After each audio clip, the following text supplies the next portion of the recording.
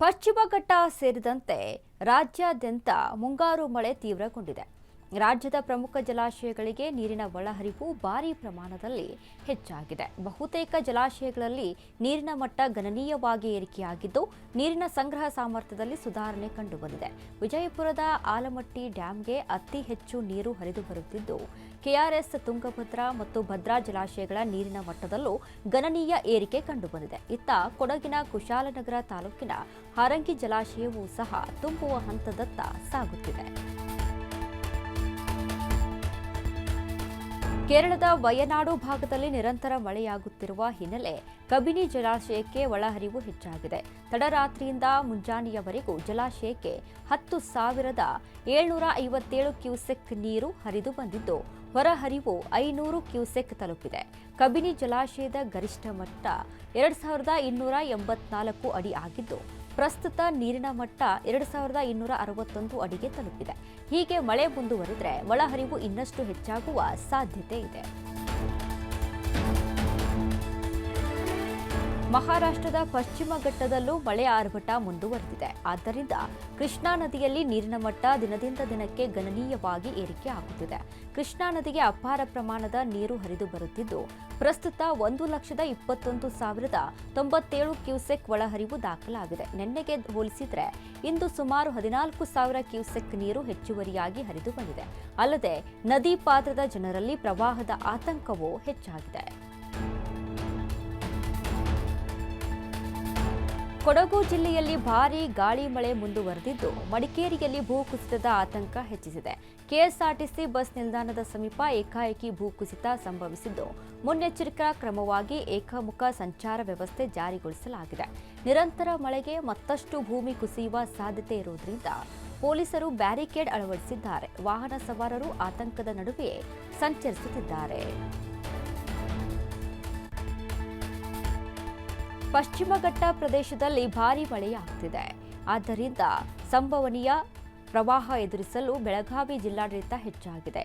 DC Mohammed Roshan ನೇತೃತ್ವದಲ್ಲಿ ಜಿಲ್ಲಾ ವಿಪತ್ತು ನಿರ್ವಹಣಾ ಪ್ರಾಧಿಕಾರದ ಸಭೆ ನಡೆಯಿತು. ಅಧಿಕಾರಿಗಳಿಗೆ ಅಗತ್ಯ ಮುನ್ನೆಚ್ಚರಿಕಾ ಕ್ರಮಗಳನ್ನು ಕೈಗೊಳ್ಳುವಂತೆ ಡಿಸಿ ಸೂಚನೆಯನ್ನ ನೀಡಿದರು. ಮಹಾರಾಷ್ಟ್ರದ 9 ತಾಲೂಕುಗಳಲ್ಲಿ ವ್ಯಾಪಕ ಮಳೆಯ ಆಗ್ತಾ ಇರೋದ್ರಿಂದ ಕೃಷ್ಣಾ, ಘಟಪ್ರಭಾ ಮತ್ತು ಮಲಪ್ರಭಾ ನದಿಗಳು ಮೈದುಂಬಿ ಹರಿಯುತ್ತಿವೆ. ಕೃಷ್ಣಾ ತೀರದ 20ಕ್ಕೂ ಹೆಚ್ಚು ಗ್ರಾಮಗಳಿಗೆ ನೆರೆ ಎಚ್ಚರಿಕೆಯನ್ನು ನೀಡಲಾಗಿದ್ದು, ನದಿ ಪಾತ್ರದ ಜನರಿಗೆ ಎಚ್ಚರಿಕೆಯಿಂದಿರಲು ಸೂಚಿಸಲಾಗಿದೆ. ಜಿಲ್ಲಾಡಳಿತವು 397 ಪರಿಹಾರ ಕೇಂದ್ರಗಳನ್ನು ಸಜ್ಜುಗೊಳಿಸಿದ್ದು, ಎಸ್ಡಿಆರ್ಎಫ್, ಅಗ್ನಿಶಾಮಕ ದಳ ತಂಡಗಳು, ಬೋಟ್ಗಳು ಹಾಗೂ ಗೋಶಾಲೆಗಳೊಂದಿಗೆ ತುರ್ತು ಪರಿಸ್ಥಿತಿಗೆ ಸಿದ್ಧತೆಯನ್ನ ಮಾಡಿಕೊಂಡಿದೆ. ದೇವರನಾಡು ವಯನಾಡಿನಲ್ಲಿ ಭೀಕರ ಭೂಕುಸಿತ ಸಂಭವಿಸಿದ್ದು, 3 ಮೃತಪಟ್ಟಿದ್ದಾರೆ. ನಾಪತ್ತೆಯಾಗಿರುವ 5ವರಿಗಾಗಿ ಶೋಧ ಕಾರ್ಯಾಚರಣೆ ಮುಂದುವರೆದಿದೆ. ಈ ಬಗ್ಗೆ ಮಾತನಾಡಿದ ವಯನಾಡ್ ಪೊಲೀಸ್ ವರಿಷ್ಠಾಧಿಕಾರಿ ದೇವಾ ಮನೋಹರ್, ಘಟನೆಗೆ ಸಂಬಂಧಿಸಿದಂತೆ ಅಸಹಜ ಸಾವು ಪ್ರಕರಣ ದಾಖಲಿಸಲಾಗಿದ್ದು, ದುರಂತ ನಡೆದ ಪ್ರದೇಶವನ್ನು 4 ವಲಯಗಳಾಗಿ ವಿಂಗಡಿಸಲಾಗಿದೆ.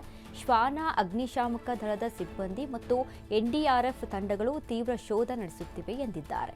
ದುರಂತದಲ್ಲಿ ಮೃತಪಟ್ಟವರನ್ನ ಮಧ್ಯಪ್ರದೇಶದ ಚಂದ್ರಬಾನ್, ಬಿಹಾರದ ಬಿಕಾಶ್ ಕುಮಾರ್ ಮತ್ತು ಜಾರ್ಖಂಡ್ನ ಅನ್ಮೋಲ್ ಎಂದು ಗುರುತಿಸಲಾಗಿದೆ. ಬೆಂಗಳೂರಿನಲ್ಲಿ ಕ್ಷುಲ್ಲಕ ಕಾರಣಕ್ಕೆ ಕಾಲೇಜು ವಿದ್ಯಾರ್ಥಿಗಳ 2 ಗುಂಪುಗಳ ನಡುವೆ ಗಲಾಟೆ ನಡೆದಿದೆ. ಯುವಕನ ಮೇಲೆ 4-5 ಜನರ ಗುಂಪು ಹಿಗ್ಗಾಮುಗ್ಗಾ ಹಲ್ಲೆ ನಡೆಸಿರುವ ಘಟನೆ ಫ್ರೆಜರ್ ಟೌನ್ ಬಳಿ ನಡೆದಿದೆ. ಘಟನೆಗೆ ಕಾರಣ ಏನು, ಹಲ್ಲೆ ನಡೆಸಿದವರು ಯಾವ ಕಾಲೇಜಿನ ವಿದ್ಯಾರ್ಥಿಗಳು ಎಂಬುದು ತನಿಖೆ ನಡೆಸಿದ ಬಳಿಕವೇ ಗೊತ್ತಾಗಬೇಕಿದೆ. ಆದರೆ ಈವರೆಗೂ ಪುಲಕೇಶಿನಗರ ಪೊಲೀಸ್ ಠಾಣೆಯಲ್ಲಿ ಯಾವುದೇ ಪ್ರಕರಣ ದಾಖಲಾಗಿಲ್ಲ.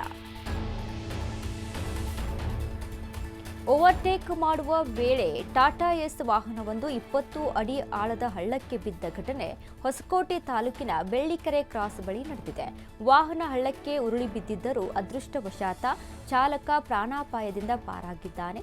ಸಣ್ಣಪುಟ್ಟ ಗಾಯಗಳಾಗಿದ್ದು ಸ್ಥಳೀಯ ಆಸ್ಪತ್ರೆಗೆ ದಾಖಲಿಸಿ ಚಿಕಿತ್ಸೆಯನ್ನ ನೀಡಲಾಗುತ್ತಿದೆ. ರಸ್ತೆ ಕಾಮಗಾರಿ ನಡೆಯುತ್ತಿರುವ ಹಿನ್ನೆಲೆಯಲ್ಲಿ ತಡೆಗೋಡೆ ಇಲ್ಲ, ಅಲ್ಲದೆ ಓವರ್ಟೇಕ್ ಮಾಡಲು ಯತ್ನಿಸಿದ ಕಾರಣಕ್ಕೆ ವಾಹನ ಪಲ್ಟಿ ಹೊಡೆದಿದೆ. ಅಭಿವೃದ್ಧಿ ಹೊಂದಿದ ಮತ್ತು ಆರೋಗ್ಯಕರ ತೆಲಂಗಾಣ ನಿರ್ಮಿಸಲು ಸಿಎಂ ರೇವಂತ್ ರೆಡ್ಡಿ ಸರ್ಕಾರ ಮತ್ತೊಂದು ಹೊಸ ಹೆಜ್ಜೆಯನ್ನಿಟ್ಟಿದೆ. ಇನ್ನು ಮುಂದೆ ಬಾಲಾಮೃತಂ ಯೋಜನೆಯಡಿ ನರ್ಸರಿಯಿಂದ 12 ತರಗತಿವರೆಗಿನ ಎಲ್ಲಾ ವಿದ್ಯಾರ್ಥಿಗಳಿಗೆ ಬೆಳಗಿನ ಉಪಹಾರ ಮತ್ತು ಮಧ್ಯಾಹ್ನದ ಊಟವನ್ನು ನೀಡಲು ಸಜ್ಜಾಗಿದೆ. ಬಡ ಕುಟುಂಬಗಳ ಪೋಷಕರು ಮುಂಜಾನೆ ಬೇಗ ಎದ್ದು ಕೆಲಸಕ್ಕೆ ತೆರಳುವುದರಿಂದ ಮಕ್ಕಳಿಗೆ ಉಪಹಾರ ತಯಾರಿಸಲು ತಾಯಂದಿರಿಗೆ ಸಾಕಷ್ಟು ಸಮಯ ಸಿಗೋದಿಲ್ಲ. ಈ ಕಾರಣದಿಂದ ಬಾಲಾಮೃತಂ ಯೋಜನೆ ಜಾರಿ ಮಾಡಲಾಗಿದೆ ಎಂದು ಸಿಎಂ ರೇವಂತ್ ತಿಳಿಸಿದ್ದರು. ಇಂಡೋನೇಷ್ಯಾ ಪ್ರವಾಸದಲ್ಲಿರುವ ಪ್ರಧಾನಿ ಮೋದಿ 1000 ವರ್ಷ ಹಳೆಯದಾದ ಪ್ರಂಬನ್ನನ್ ದೇವಾಲಯಕ್ಕೆ ಭೇಟಿ ನೀಡಿದ್ದಾರೆ. ಹಿಂದೂ ದೇವರುಗಳಾದ ಬ್ರಹ್ಮ, ವಿಷ್ಣು ಮತ್ತು ಮಹೇಶ್ವರಗೆ ಸಮರ್ಪಿತವಾದ ಈ ಐತಿಹಾಸಿಕ ದೇವಾಲಯದಲ್ಲಿ ಮೋದಿ ವಿಶೇಷ ಪ್ರಾರ್ಥನೆ ಸಲ್ಲಿಸಿದರು. ಅಲ್ಲದೆ ಇಂಡೋನೇಷ್ಯಾದ ಅಧ್ಯಕ್ಷ ಪ್ರಬೋವೋ ಸುಬಿಯಾಂಟೋ ಜೊತೆ ವೈಮಾನಿಕ ದೃಶ್ಯವನ್ನ ಕಣ್ತುಂಬಿಕೊಂಡರು. ಇದೇ ವೇಳೆ ಭಾರತ ಮತ್ತು ಇಂಡೋನೇಷ್ಯಾ ನಡುವಿನ ಸಮಗ್ರ ಕಾರ್ಯತಂತ್ರದ ಪಾಲುದಾರಿಕೆ ಬಲಪಡಿಸುವ ಪತ್ರವನ್ನು ವಿನಿಮಯ ಮಾಡಿಕೊಂಡರು.